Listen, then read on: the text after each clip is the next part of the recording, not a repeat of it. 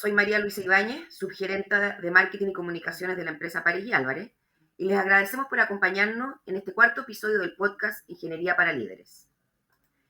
En esta oportunidad hablaremos de la inteligencia artificial y cómo puede impactar en la empresa. Para conversar de esta materia, contamos con un panel de grandes expertos. Por un lado tenemos a John Atkinson, doctor en inteligencia artificial de la Universidad de Edimburgo y actualmente profesor titular de la Facultad de Ingeniería y Ciencias de la Universidad Adolfo Ibáñez. Bienvenido. Gracias, María Luisa, por la invitación. Y por otro lado, tenemos a nuestra querida Luzmira Osorio, nuestra gerente de tecnologías de la información de Pares y Álvarez. Muy bienvenida. Gracias, María Luisa. Aprovecho de dar la bienvenida a John y darle las gracias por aceptar esta invitación. Bueno, ahora entrando al tema, John, primero podrías explicarnos qué es la inteligencia artificial y de qué manera puede impactar esta en la empresa. Ya, mira, partiendo por lo más simple, para los que nos van a escuchar, o los que nos están escuchando ahora, primero la inteligencia artificial es una ciencia que tiene larga data, tiene formalmente desde los años 50 en el mundo. Empezó a haber un desarrollo súper importante en los últimos 65, 70 años y de repente tuvo un avance súper importante porque todo lo que se estaba haciendo, investigación y desarrollo en el mundo de inteligencia artificial, empezó a bajar, entre comillas, al lado empresarial, al lado productivo, y ahí obviamente empezó a producir todo el impacto positivo que estamos hablando y es la razón por la que estamos acá conversando hoy día. ¿Ya?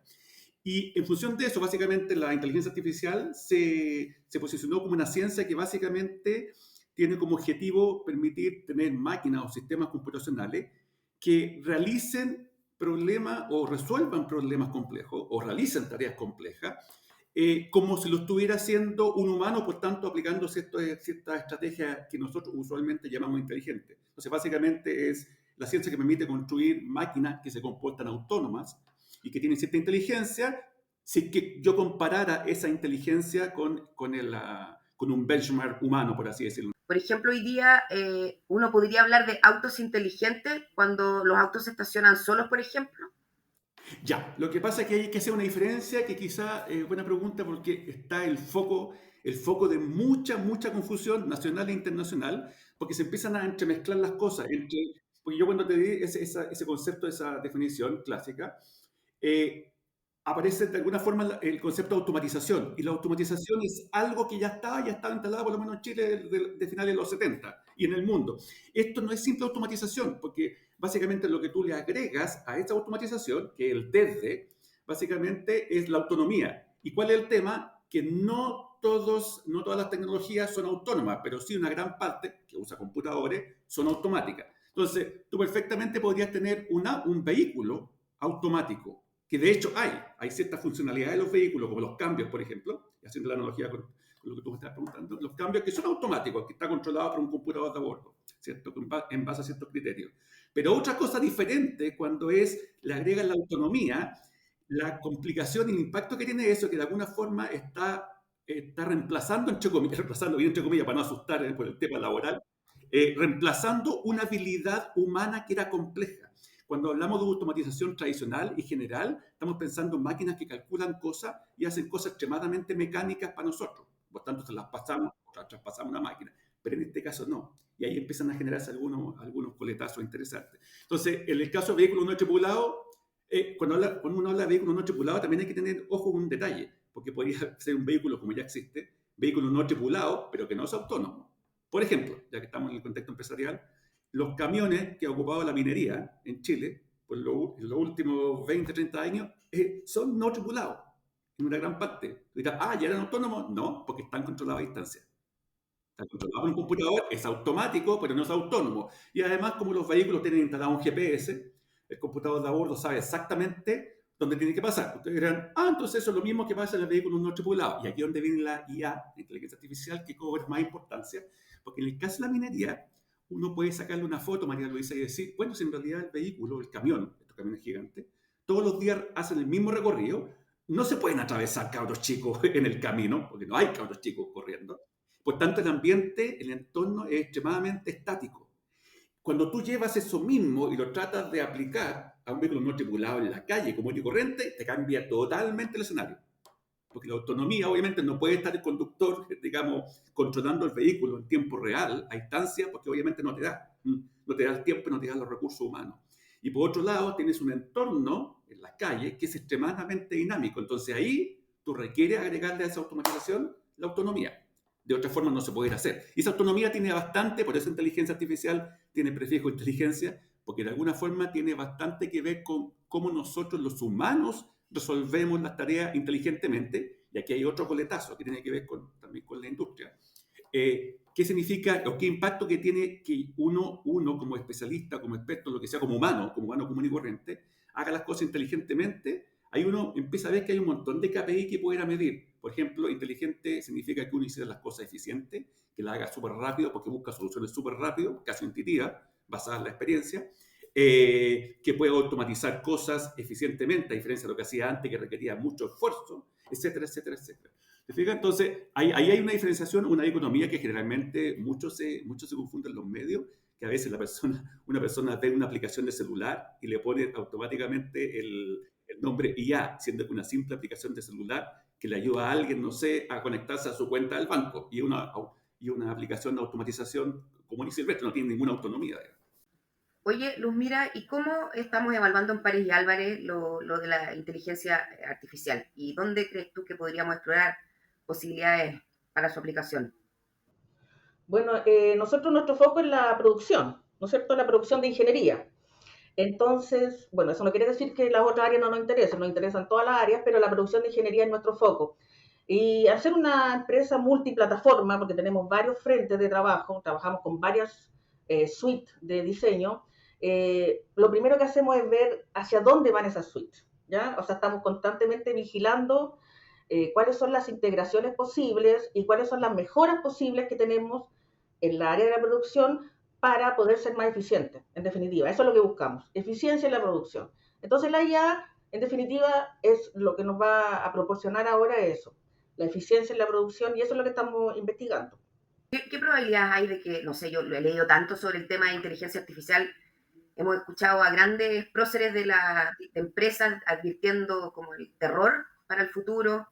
Me recordó un poco cuando apareció Google, el buscador, en donde también se decía que la gente iba a dejar de hacer cosas, que los estudiantes iban a copiar todo, y fue todo como bien terrorífico, hasta que al final uno lo empieza a aplicar en el día a día y no pasa nada al final.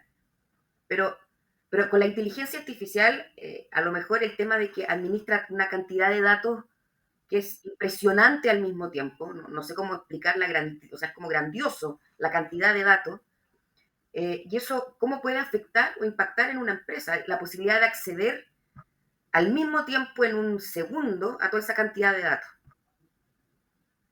¿Cuál es la calidad o confiabilidad que yo voy a tener respecto a eso? Tiene varias dimensiones tu pregunta. Primero, hay que recordar a la gente que por ahí, por inicio de los 80, cuando se empezaron a instaurar en masa los primeros cajeros automáticos en Chile, no solamente se generó una alarma, sino que incluso hubo protestas obviamente, de trabajadores de los bancos, porque estaba todo el tema que no queda sin trabajo, etcétera, etcétera. Bueno, pasó el tiempo, estamos en 2023.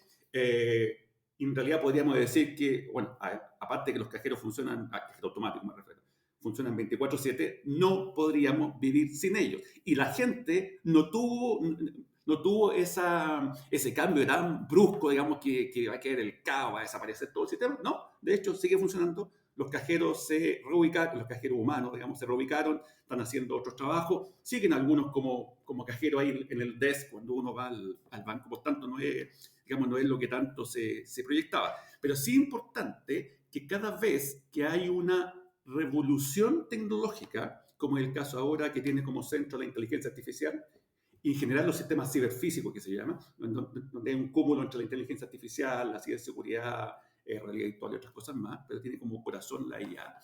Sí es verdad también que cada vez que ha habido una revolución importante industrial y o tecnológica en la humanidad, siempre se producen algunos cambios no menores especialmente en términos socioculturales, que tenemos que cambiar la forma como estamos haciendo las cosas, que hay algunos trabajos que evidentemente se van a reemplazar, generalmente en la escala de lo más mecánico a lo más complejo desde el punto de vista cognitivo, porque de hecho lo que está marcando un poco la diferencia ahora en esta nueva revolución de la IA es que las tareas que se están automatizando son más cognitivas, o sea, quiere decir que tiene una complejidad que era algo que se supone que nosotros somos súper bacán para hacerlo y de repente nos encontramos que una máquina podría hacerlo mejor. Bueno, entonces, hay todos unos cambios que obviamente cada revolución tiene que, digamos, genera, digamos, pero yo creo que para tranquilidad del resto, de los que nos escuchan, en general, y como ha pasado siempre, siempre en la historia de la humanidad, los costos que se pagan son pero diametralmente mucho menores que los beneficios.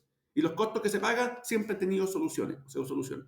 Ahora, habiendo dicho eso, también hay que alinear expectativas y un poco aclarar temores también, que cuando tú decías que mucha gente, empresas importantes en el mundo que están en fondo enviando un mensaje de los cuidados, a los riesgos, en realidad no es tan así. Yo creo que hay mucho cantinfleo, digamos, porque uno tiene que ver el contexto de quién te lo está diciendo. Cuando apareció, por ejemplo, esta aplicación como ChatGPT al final del 2022, que es de una empresa chiquitita, OpenAI, ahora se hizo más grande, de inmediato salieron todos los competidores, pues, obvio, salvo Microsoft que lo compró, y ahora se está quejando de Google, digamos, sí, que hay un problema con lo otro, sí, porque son competencias, digamos. Ya, sin ir más lejos, incluso este mismo caballero que el rey de la manipulación, digamos, Elon Musk, también lideró la famosa carta que quería suspender por 60 días, digamos, el desarrollo, y después se dieron cuenta que el tipo estaba mintiendo porque tenía su propio emprendimiento que quería potenciar. Lo cual, desde el punto de vista de negocio, él pensó, oye, voy a tener competencia, ¿cómo freno esta cuestión? Vamos, generemos temor. Y no hay cosa que venda más en los medios que generar temor. Entonces, eso es totalmente falso. Hay temas que resolver que no implica que todo sea el mundo de fantasía. Hay problemas que resolver, por supuesto. Consideraciones éticas, confidencialidad, transparencia. Por supuesto, hay muchos temas que resolver, digamos, y para eso está la investigación y desarrollo en el mundo. Pero no es esta cuestión que se nos viene encima los Terminator y que se nos va a acabar la vida, así que agarrémonos los churrines de aquí a mañana porque estamos sonados. No olvidémonos de eso porque eso es un chamulleo nomás para vender en los medios. Yo, mira, hace poco fui a un evento en donde decían que la IA va a ser tan buena como tus datos. Entonces, yo creo que las empresas tenemos esa responsabilidad de preocuparnos de que los datos sean los correctos, que sean ingresados oportunamente y todas las características que tienen los datos en general, ¿no es cierto? Eh, pero quería tomarme el tema de John, que decía este miedo que hay, ¿no es cierto? Y también mencionar que hay una encuesta del futuro de los trabajos, el 2023, que se hizo hace poco en Estados Unidos, en donde se piensa que el 49% de los trabajos va a ser reemplazado por un IA. O sea, lo que dice el común, ¿no es cierto?, es que vamos a tener muchos trabajos reemplazados por IA. Pero como son todas las revoluciones, como dijo John, eh, esto es reemplazo y cambio por otro. O sea, no es que tú vayas a quedar sin pega, así como quedaron sin pega las telefonistas que ponían esta cosa, ¿no es cierto?, el cosito ahí para comunicarte por teléfono, exacto, eh, pero se reemplazaron por otros. No es que la mitad de la población del mundo vaya a quedar sin trabajo, sino que hay que evolucionar. Los trabajos van a evolucionar.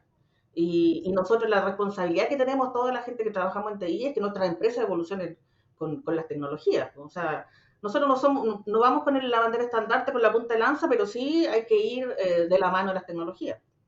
Y los datos tienen un papel fundamental, o sea... Ahí yo quisiera pasar a un siguiente tema con el tema de los datos específicamente, porque yo he usado para distintas cosas el chat GPT,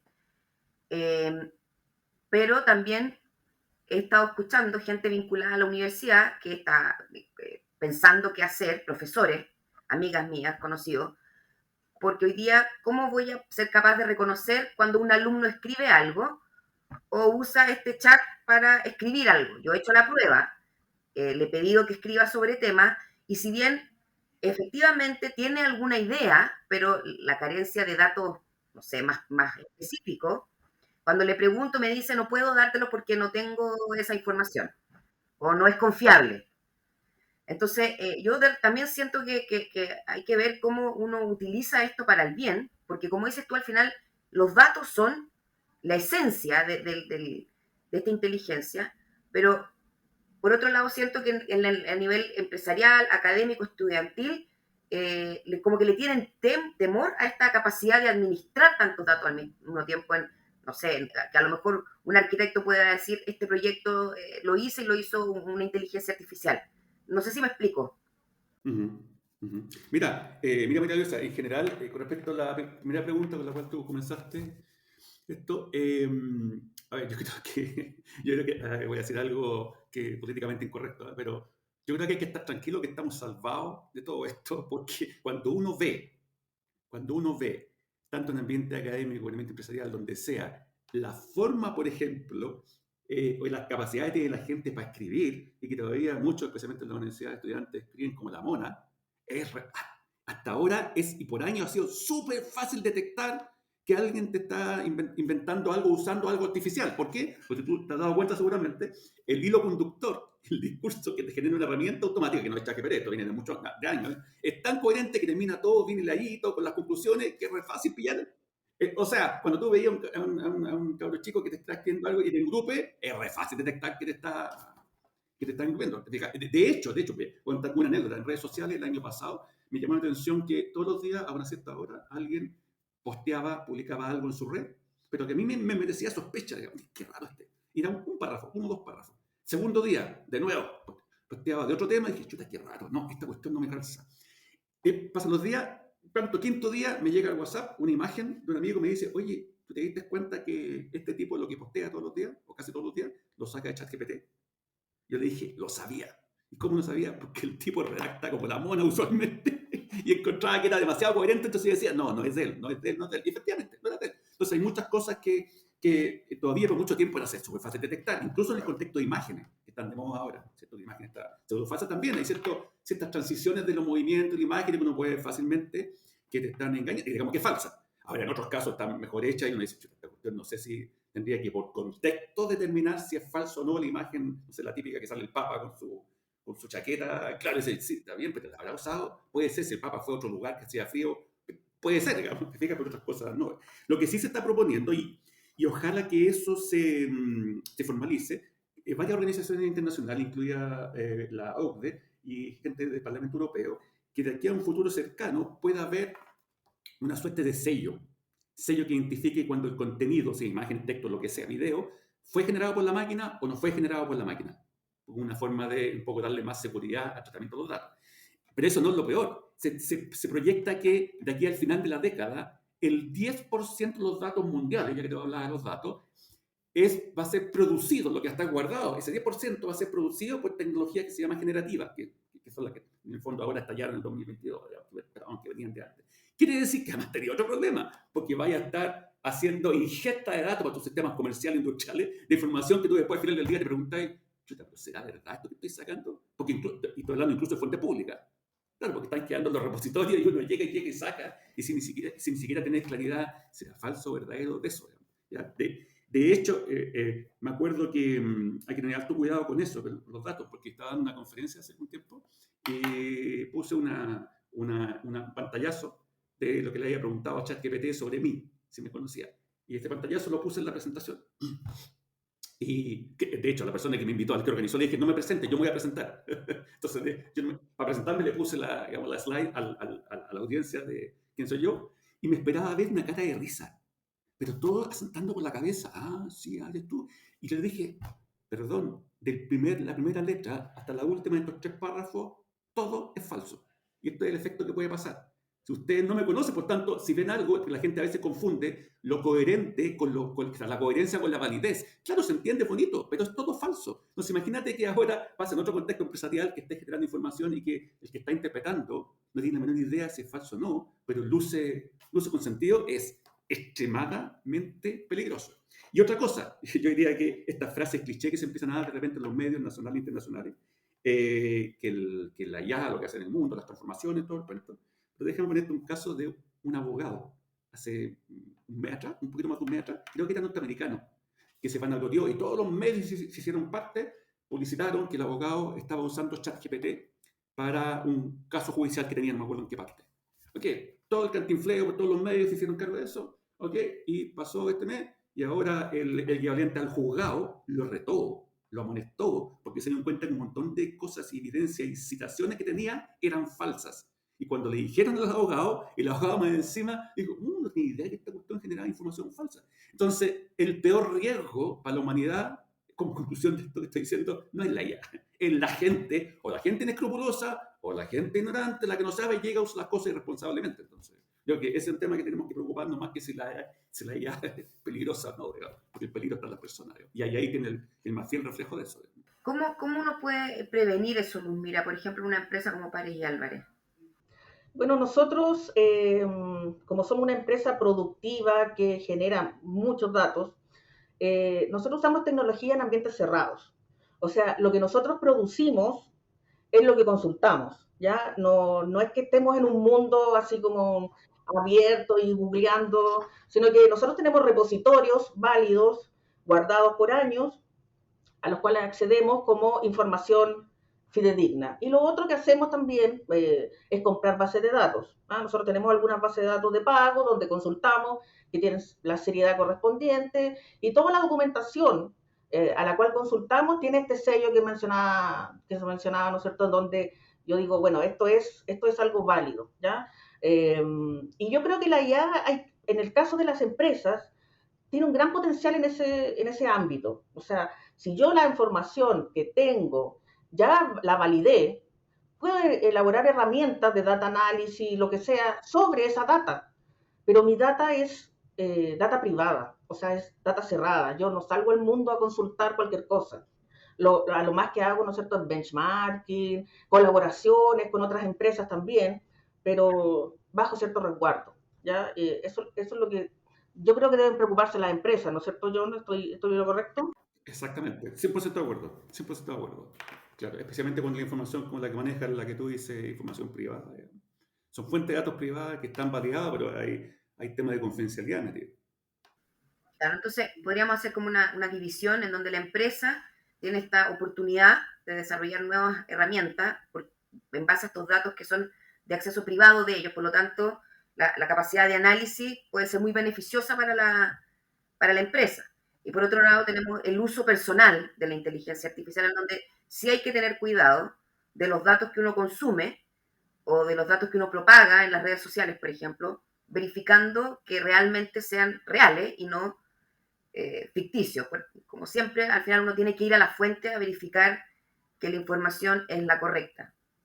Claro, exactamente. Y de hecho, especialmente con es que se nos olvidó introducir un poquito, pero María Luisa, pero especialmente en esta última corriente tecnológica de la IA, que ha pasado por varias evoluciones, que ahora la que más se está hablando es lo que se llama la inteligencia artificial generativa, que básicamente lo que hace, toma datos que son reales, que existen, imágenes, textos, videos, etcétera, etcétera, y con alguna cajita mágica, por así decirlo, algún método mágico, genera información sintética, o sea, genera datos nuevos. Estos datos nuevos no existen y la esperanza es que técnicamente, que esos datos nuevos se parezcan lo más posible a los datos que ya existen. El problema es que no todo es así. Entonces hay una diferencia ahí entre los datos que yo genero, que no necesariamente son como los verdaderos, como los reales. Y ahí donde se produce el tema de que hay que tener cuidado, especialmente en el ambiente empresarial, que se usa esa fuente o fuente de datos públicos y herramientas que usan fuente de datos públicos, que es otro problema, ¿cierto?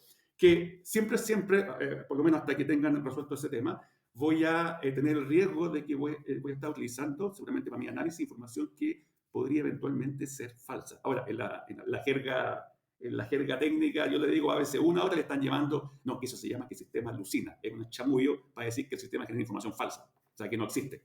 ¿Ya? Y que no es que el sistema esté creando, imaginando, que soñó, se hizo consciente, no, que al producir técnicamente eso, genera información falsa. Y eso puede ser eventualmente extremadamente peligroso para las empresas también si no se dan cuenta. Entonces, ojo ahí de estar monitoreando a cada rato no solamente la herramienta que estoy usando o la tecnología que estoy usando, sino también la fuente de datos. ¿Quién la validó? ¿Quién certificó que esa fuente? Ahora, no es menor si se considera que todas las herramientas de las cuales estamos hablando en general, la mayoría, desde el diciembre del 2022, la mayoría usa fuentes públicas que están disponibles y muchas de esas fuentes, incluso, que no hemos hablado acá en el programa, tienen un montón de problemas que hay que resolver. Los sesgos, tienen pueden tener sesgos raciales, de género, geográfico. Hay un tema ético de información que no se puede transmitir. Muchas de esas fuentes tienen que ver con datos formales, o sea, información formal, textos, Wikipedia, libros científicos de humanidades, pero también tienen información de redes sociales, donde la gente obviamente no es objetiva y donde obviamente pueden haber sesgo y casi discursos de odio y otro tipo de información tóxica. Entonces, es un tema que hay que tener alto cuidado cuando uno, especialmente en el ámbito empresarial, o en general, digamos, solamente en el ámbito empresarial, para todo, digamos. Y en el ámbito de educación, ¿para qué decir? Porque podéis estar generando información falsa, dejáis al cabro chico que use la herramienta, pero después el cabro chico te empieza a aprender cosas que no es el problema que vaya a haber contenido indeseado, no, pero puede estar aprendiendo cosas falsas, que yo diría que es más peligroso. Que la guía te ayuda a avanzar los primeros pasos muy rápido. O sea, yo avanzo rápidamente el primer tramo y genero información o genero resultados, diseño, lo que sea. En la primera etapa muy rápido te lo muestro, pero tiene que haber una persona, tiene que haber un ingeniero, tiene que haber una persona, una mente que esté mirando si eso está bien generado y luego viene el proceso normal. Entonces, uno puede, o sea, generar IA, nosotros no vamos a hacerlo, pero sí usar herramientas que tengan componentes de IA, entonces nos van a ayudar a avanzar rápidamente y los siguientes pasos, ¿qué es lo que te asegura la IA? Que el producto quede mejor hecho. ¿Ah? O sea, tú los primeros pasos lo avanzas rápido y los siguientes pasos te queda mejor. Entonces, sin duda que es una ayuda, pero siempre tiene que estar el cerebro detrás, el cerebro del profesional. Oye, les queremos agradecer por el tiempo a Luzmila y a John por haber estado con nosotros. De todas maneras, dejarlos invitados para una próxima oportunidad porque este tema va a dar para harto y de hecho nos faltaron algunas cosas que conversar que son tan importantes como el tema de la ética que envuelve la inteligencia artificial. Entonces, muchas gracias. Gracias a nuestra audiencia. Queremos dejarlos invitados para que nos sigan en nuestro canal de YouTube y Spotify y nos vemos en una próxima oportunidad.